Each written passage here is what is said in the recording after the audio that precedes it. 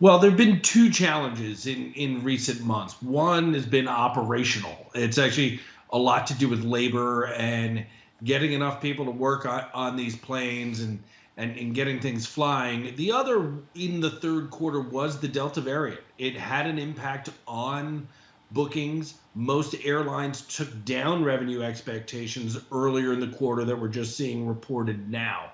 So while the demand has been growing, it hasn't been straight up and to the right, and frankly, hasn't been easy on the airlines, despite the demand being there.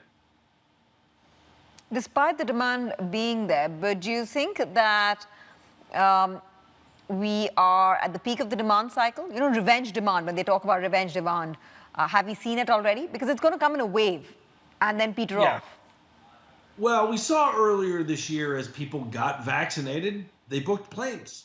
It was really almost real time that we saw the demand pick up through the spring, and there's still more to come. It's a long, long way to go before any of these airlines recover to revenue levels last seen in 2019 pre-COVID. The one area that definitely hasn't, recovered has been international travel. But what's been going on today here in the States is that everybody is competing for the leisure traveler, visiting friends and relatives, and it's gotten really competitive. And airlines have added capacity, and they're all chasing similar customers. So, recent news on the opening in Europe will certainly help airlines like United, Delta, and American. And I think we got some indication of that from United tonight that the bookings have picked up, but there's still a long, long way to go until we get a full recovery in this industry. Yeah. How long do you think? How much more do we need to, travel from here? Well, we've pushed this out a few times, with the expectations that people do want to travel.